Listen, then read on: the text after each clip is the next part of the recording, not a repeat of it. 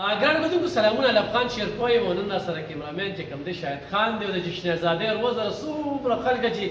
زموږ دغه پروګرام ګوري نو ټولو ته جشن ازادي مبارک او موږ په خپل ملک باندې فخر کوو په خپل ادارو باندې فخر کوو او په خپل هغه مخلصو لیډرانو باندې فخر کوو لعنت وایو په هغه خلکو باندې چې دا ملک لوټي په دې ملک سودابازي کوي د دې ملک وسایل چې کوم دي بهر ملکونو توړي او په هغه افسرانو باندې لعنت وایو چې خپله ډیوټي په ایماندارۍ سره نه کوي او ککړ وي په هغه ناسوري عمل کې نو دا ورځ نن تقاضا کوي چې موږ خپلې غلطۍ ځان ته په ګوته کړو چې دا ملک موږ ازاد کړی دی ملک له موږ ورکړل څه آیا دې ملک له موږ د ماشات چې کوم دی دا های سکول کې کسان دي د بچو پلاران دي ماشومان دي دا موږ په سیو لایف منشیات اسپتال تنګي کې موجود یو چې هلته کې د جشن ازادۍ یو تقریب منځل کیږي او د دغه کسانو سره به موږ خبرې اترې کوو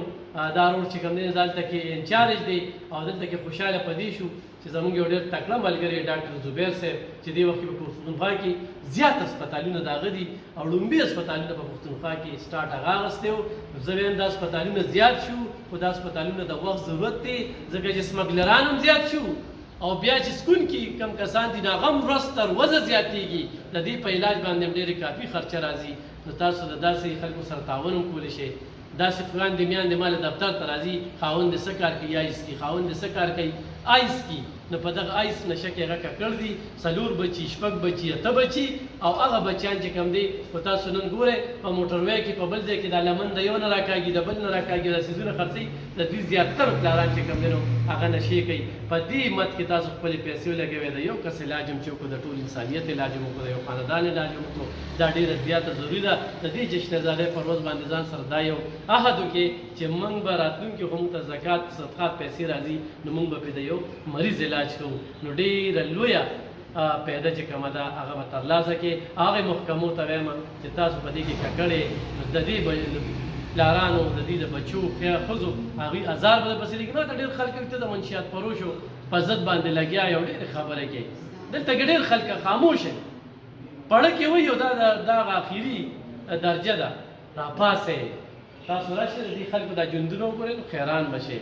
نو زه الحمدلله زه فخر کوم په دغه ژوند دی خو زه چې کله د دې خلکو د درد ته وګورم او د دې دا بچو چې سوال کوي هغې ته وګورم نو ډېر عجیبه راته لګي منشیات کې ککړو کسانو خبرې اترې تاسو واورېدې څوک چې دغه ناسوري عمل کوي څوک چې دغه نشه کوي چاته چې بچي دې وخت کې انتظار کوي په هغه بچو باندې ډېره سخت تیریږي دا یوه قاتله نشه ده او دا قاتله نشه زموږ په دې ضلع کې بلکل عام شوې ده نه یوازې په دې اسپتال کې چې کوم اسپتال ته ځي نو په هغه کې په سوونو دغه شانتې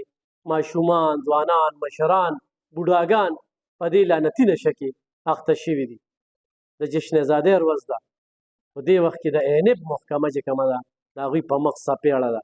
چې په دې غله باندې هغوی ټکې کار نه دی کړی د دې ناسوري خلکو په ضد باندې او ورسره اکسایز محکمه یا کسټم دلته کې 400 کې موږ د هغوی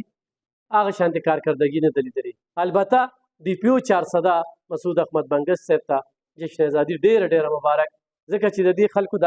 ازادېدو کوشش کوي دا اوس بندیوان دي په دې آزاد ملک کې او دغې خلکو بندیوان کړي دي یعنې په دې خال کې موږ موجود یو ګرمي ډېره زیاته په شکال ډوب دی پیسېګانو باندې دا نه کنټرول کېږي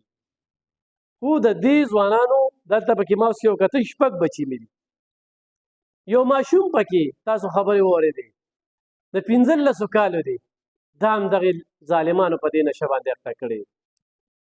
نو ګرانو کتونکو د دغه شانتې خلکو مخه ونیسئ او دا قاتله نشه چې څوک کوي یا ترې وتښتې یا یې وتښتوې او یا یې راولې تنګي کې د اسپتال ته دلته یې داخل کې علاج وکړې یعنې دا هم وژني ډېر موږ وکتل چې